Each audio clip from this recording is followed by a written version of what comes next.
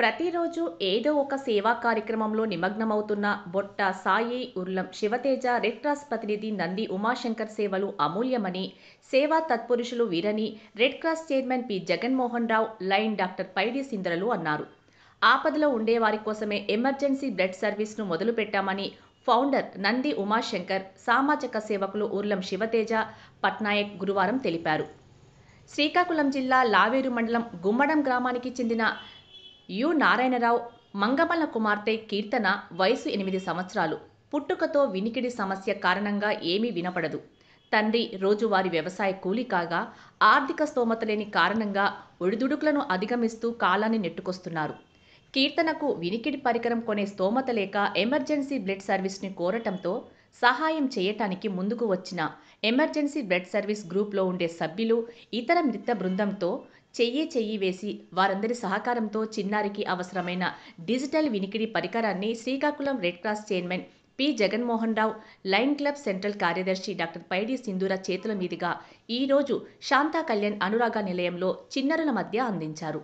అలాగే వినికిడి పరికరానికి కొంత నగదుని తగ్గించటంలో సహకరించిన ఖ్యాతి ఫౌండేషన్ ఫౌండర్ డాక్టర్ ఆర్ శ్రావణిని స్పందించి సహకారం అందించిన సుసురావు శ్రీలతను అభినందించారు. అనంతరం జగన్మోహన్ రావు మాట్లాడుతూ, సేవ చేయటం కన్నా సేవ చెయ్యాలనే ఆలోచన గొప్పదని, ఆ అవకాశం అందరికీ రాదన్నారు. ఈ సందర్భంగా దాతలందరికీ పేరు పేరున కృతజ్ఞతలు తెలిపారు.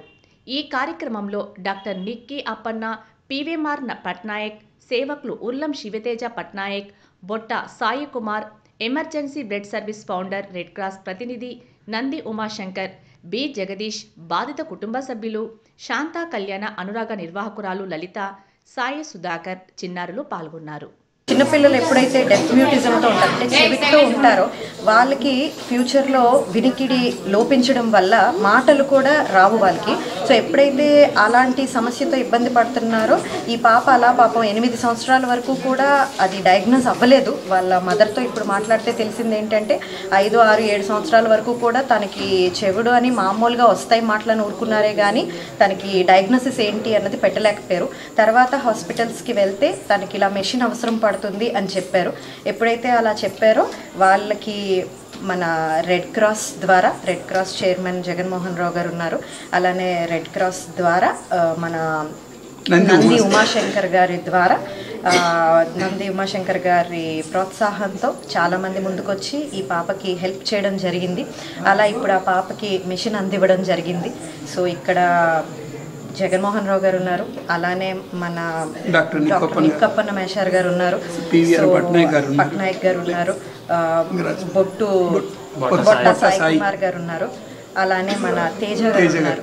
సో అందరి ఆధ్వర్యంలో ఆ పాపకి ఈరోజు వినికిడి ఇంప్రూవ్ అవ్వడానికి, అంటే వినికిడి ఒక జ్ఞానేంద్రియం పనిచేయటానికి ఒక మెషిన్ ఇవ్వడం అన్నది చాలా ఆనందంగా ఉంది. సో ఇలాంటి మంచి పనులకి ఇంకా అందరూ ముందుకు వస్తే ఇలాంటి పిల్లలు చాలామందికి హెల్ప్ అవుతుందని మనస్ఫూర్తిగా కోరుకుంటున్నాను. Thank you. అందరికీ నమస్కారం. ఇవాళ లావేరు మండలం గుమ్మడం గ్రామ పాప, చిన్న పాప, ఇప్పుడే డాక్టర్ మేడం గారు క్లియర్గా చెప్పారు. తనకి పూర్తిగా వినికిడి తర్వాత మూగ పూర్తిగా ఉండడం వలన ఇవాళ నిజంగా మన నంది ఉమాశంకర్ కానీ, తేజ కానీ, సాయి కానీ, వత్స సాయి, బొట్ట సాయి కానీ, వీరందరూ నిజంగా ఒక గ్రూపుగా ఏర్పడి సహాయ సహకారాలు అందించడం, అది రెడ్ క్రాస్ ద్వారా అందించడం, అది మేడం గారి ద్వారా ఇవాళ ఇవ్వడం చాలా చాలా నిజంగా స్ఫూర్తిదాయకం.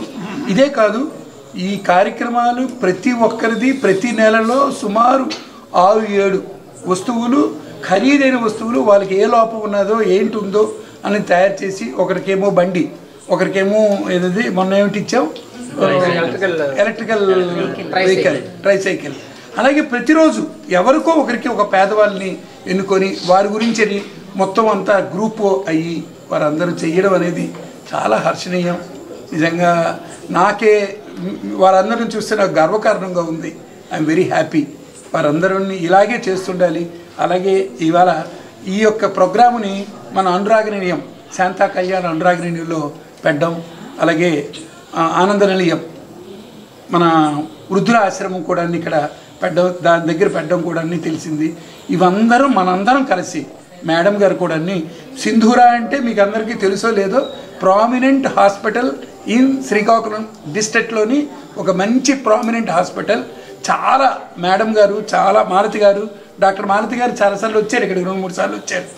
వచ్చి మనకు సహాయ సహకారాలు కూడా అందించారు.